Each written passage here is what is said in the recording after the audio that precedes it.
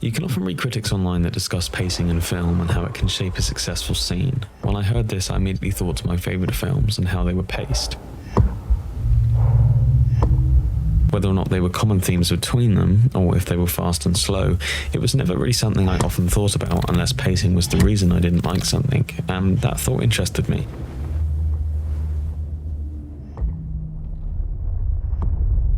A director or a screenwriter's goal is to avoid making the viewer think about the pacing, because if I'm thinking about the pacing in a film, it's often only ever when it doesn't work.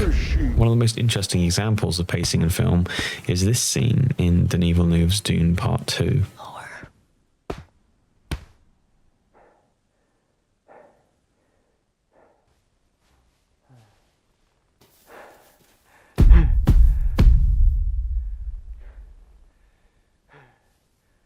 How slow the worm riding scene is compared to the rest of the film. A scene that lasts just as long as the dramatic opening to a film is mostly spent in focus of expression. The pace of the film is slowed by focus that's shifted onto smaller elements, and that is a brave choice of production. One of the most outward-facing elements of the worm riding scene? Its lack of constant dialogue. Villeneuve was quoted expressing his disliking towards dialogue in film. He expressed that speech was there for theatre and television, and that in film, a story can be told visually and without vocal expression. His idea around dialogue is important to pacing, because the pace of a film is not just about how fast it moves or how slow the camera turns, it is also about areas of focus. The scene that is playing in the background is one of my favourite film scenes ever, and it's one I want to highlight whilst on the topic of pacing and dialogue.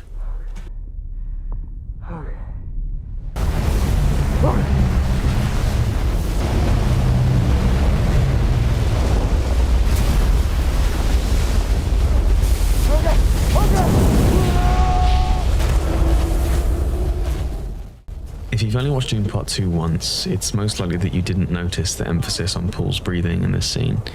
It's not like it's implicit. In fact, it's the only thing you can hear in the scene, which means inherently that it is the focus.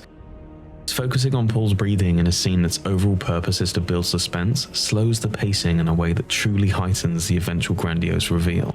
It's not dialogue that heightens the scene, it's raw sound, raw, real and physical sound that envelops the scene in a masterful amount of detail, which brings its quality through the roof.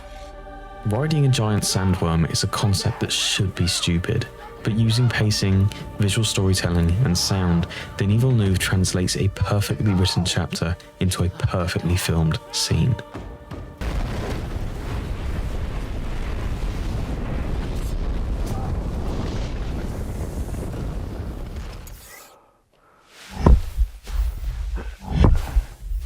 One of the best modern fight scenes is the climax of the first Dune film in 2021, Paul vs. Jamis, which acts as the film's ultimate moment that closes off. As a final moment, it was a scene that had to work, but this fight scene was not just another closing climactic moment. It is a beautifully made fight that leans in on expression to make it so successful. But why is it so successful? Because it's so vivid and real. One of the key moments in the film, the grand climax and suspenseful moment of a long 2-hour runtime, and it has no music. You can hear no score, nor can you hear a soundtrack being played in the background.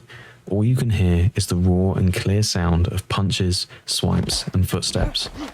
And also on occasion, the lack of sound is what elevates Paul's dialogue, in which he yells, "Do you?"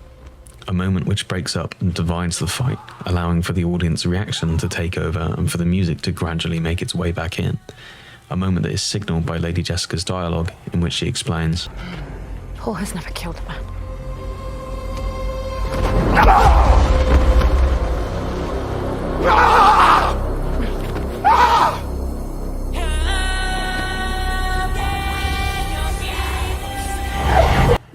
allowing for a quiet suspense to evolve into a score-supported climax where Paul surprises the Fremen and solidifies himself as a worthy candidate for the Lisan Gaib.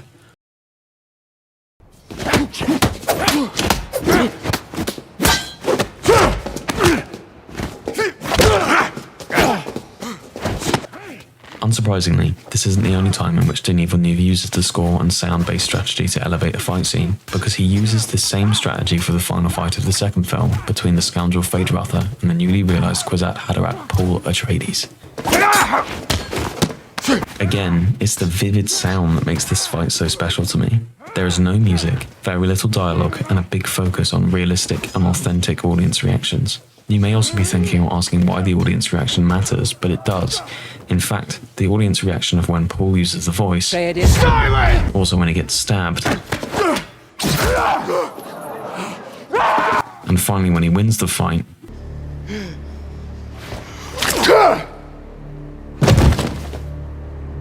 Listen, I gave!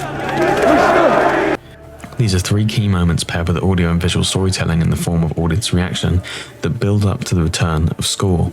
In fact, my favourite score piece from the genius composer Hans Zimmer, whose talent is no secret among film fans across the world. I provide this example to make sure I'm getting the correct point across, because I firmly believe that it's not simply the lack of score which makes a fight scene good.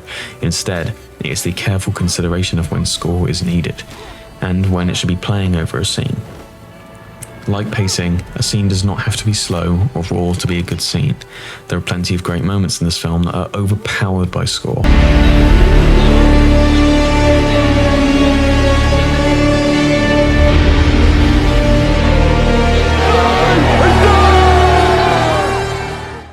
And plenty of moments in other films that work as well.